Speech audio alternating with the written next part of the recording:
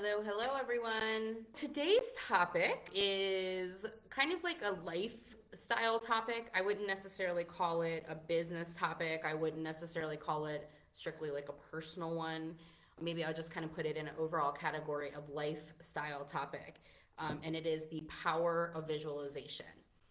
I am a profound believer in the power of visualization. And of course, I think a lot of times personal experiences and personal stories are what drive this belief and or any belief that you possibly have in your life. You know, whether you're raised in a certain belief system or again, it's through your own personal life experiences. So as usual, I like to always be as vulnerable as possible in my videos, and I always like to share personal stories that can help not necessarily like prove me to be some kind of expert in an area that I'm not an expert, but just to really support why I might have the opinion I have or why I might have the perspective that I have. I feel like it's a good place to start is to talk about why I personally have such a belief in the power of visualization. Now, I think to put a little bit more context behind it, visualization can be different for everybody. I know some people are believers in like dream boards. They'll put together a dream board. Some people are into drawing. I do drawing in terms of like design work and ideas that I have around design. And then other people might be like me. I am a total spreadsheet freak. I love spreadsheets. I love numbers. So one of the first things I'm going to share, and hang on a second, I want to lean over and grab this.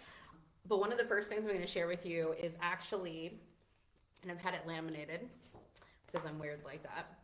This is back in 2013. There's a glare, okay?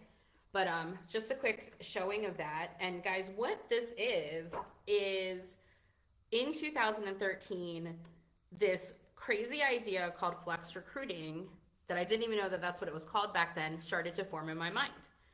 It was this realization that maybe I have figured out this, obsession that I had about finding a solution to the gap in ideal supplemental recruiting solutions had started to take form.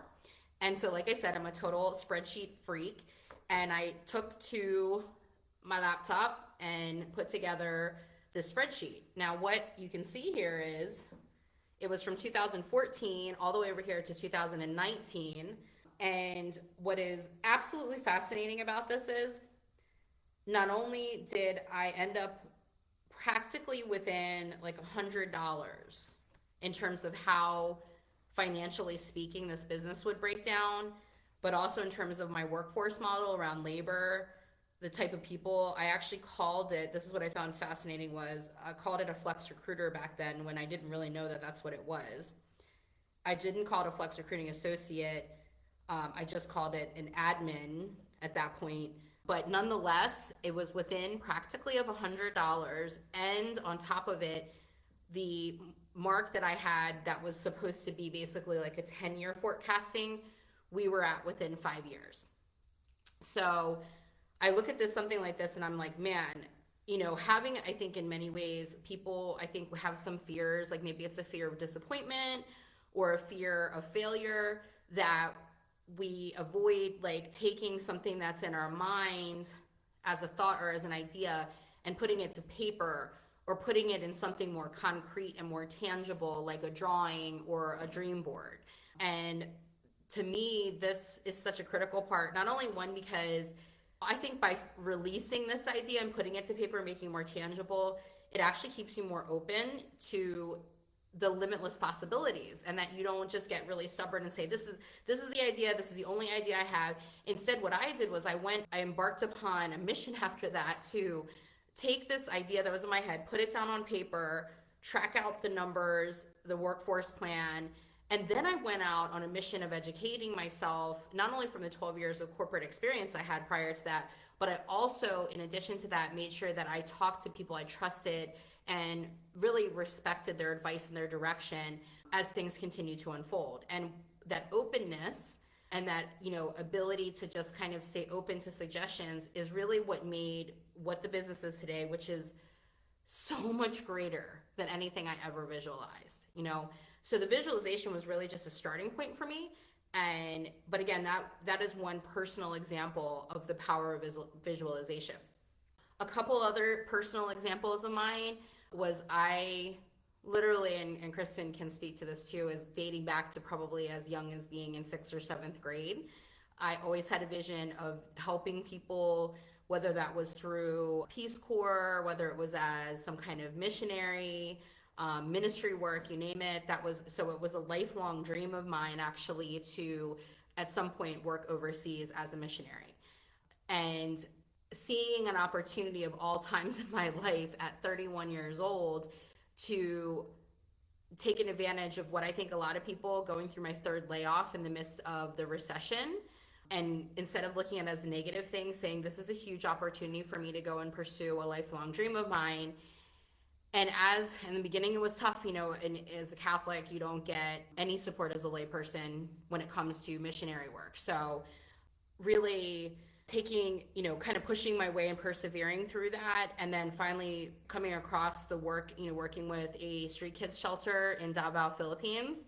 And once discovering it, knowing that this is what I was supposed to do and knowing it wasn't just like a calling, it was a scream, and visualizing what that experience was going to look like and visualizing the kind of work that I did, and then actually having that become a reality for me, which if anybody knows the story of how my husband and I met, both working as missionaries in the Philippines, and our whirlwind romance that led to now being married for 11 years and having 4 kids, again, the power of visualization is huge.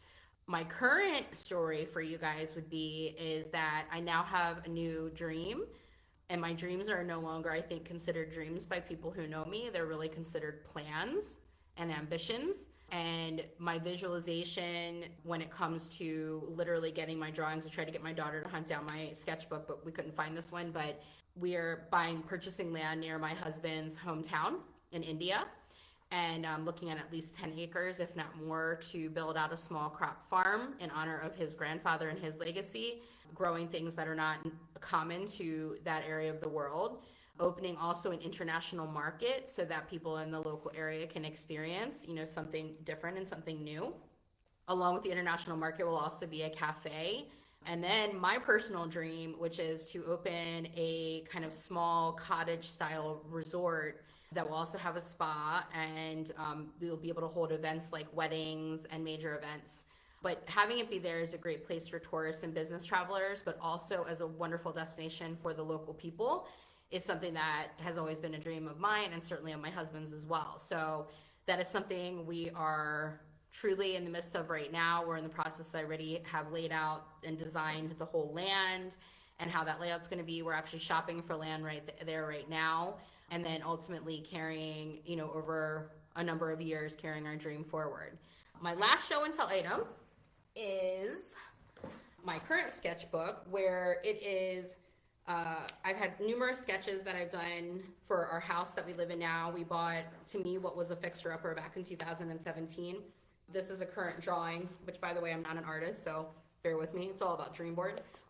But this is our back garden, a recent drawing I did there. I've done numerous drawings of inside the house, different things like cabinetry. Sorry, guys, it's really bright.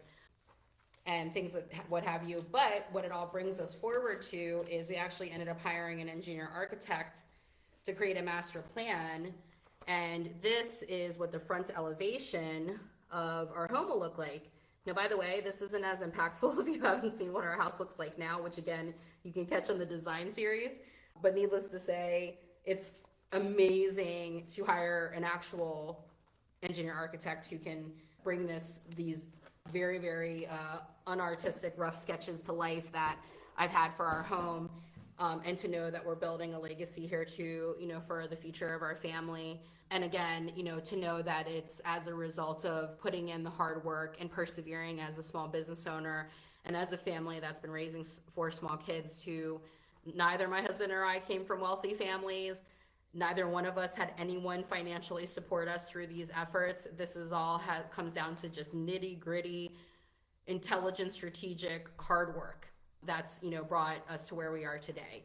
And so, again, I just wanted to kind of provide all those examples to you personally about why I'm such a believer in the power of visualization, and share those stories. And I think for me too is to say, like, part of this is it does have a lot to do, I think, with confidence, having confidence in yourself to take those initial ideas that maybe become dreams, and then making them plans and making them something more tangible through a drawing or a spreadsheet or through writing it down, maybe an outline. There's process maps, people's out there doing it, in a process map, but like really having uninhibited desire to have that thought, that visualization, and then repeating it. So I know for me, like as we've been working on our home here, and also we've been thinking about what we're doing in India, it's like my lullaby at night. I go to sleep with these visions in my mind of what we're planning and like what we're going to accomplish and what we're going to do. And it actually, one, it doesn't create stress for me. It's actually something that really brings me peace. It gives me good dreams. And it's something that is really something I enjoy because I truly believe it's so powerful. It becomes very real even before it's actually real. I think the last piece I wanted to kind of share with you guys in terms of like the ability to accomplish anything in life and dreams is to acknowledge that that is one of the amazing things of what it means to grow up in this country, in the United States. And as a daughter of an immigrant, as someone who's married to an immigrant, to look at how fortunate and how blessed we are to be in a country that the founding principles were to bring people together, all walks of life, all backgrounds, all religions, all economic statuses, into this country, and through hard work and through dedication is leaving, the possibility out there of accomplishing so much, and to have an attitude of gratitude every single day. And I know that that's how I feel as a woman of color. I definitely don't overlook that. And I also overlook that. I don't also overlook to say how fortunate I was in terms of how I grew up and the privileges that I had in growing up where I did. And I don't overlook that to say how important it is that I pay it forward to other people in my life, to other people who maybe don't have as fortunate of circumstances, both not only in this country, but also outside of this country. It's something that who was raised by parents who were dedicated to volunteering and philanthropy.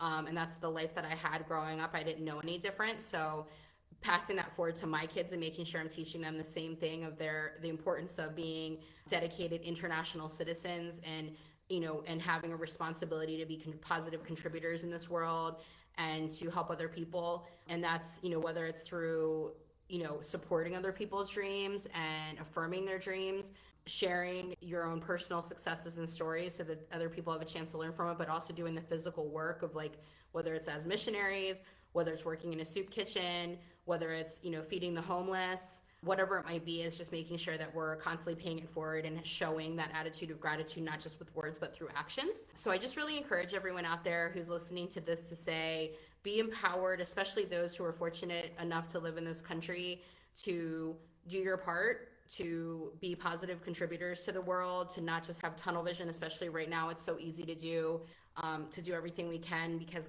as also not only a believer in visualization, but also a believer in karma, what we put out into the world is what we're going to get back, both good and the bad. So I hope everybody benefit from this. I hope that you guys feel reinforced in, what it means to visualize, to let yourself dream and to let yourself have ideas, and don't let anyone tell you that your dreams are crazy, because again, if you're willing to dedicate hard work and be smart and strategic, there's really nothing I believe that a person can't do in terms of their dreams. So I hope everybody enjoyed this, and I'm gonna take a wrap from there. And if you can, please make sure, if you haven't subscribed already to my YouTube channel, please do. If anybody doesn't know this already, which I guess would be strange as YouTube is free, so you can subscribe to anybody. But go ahead, subscribe, ring the bell, do all the things. Have a great day, everybody.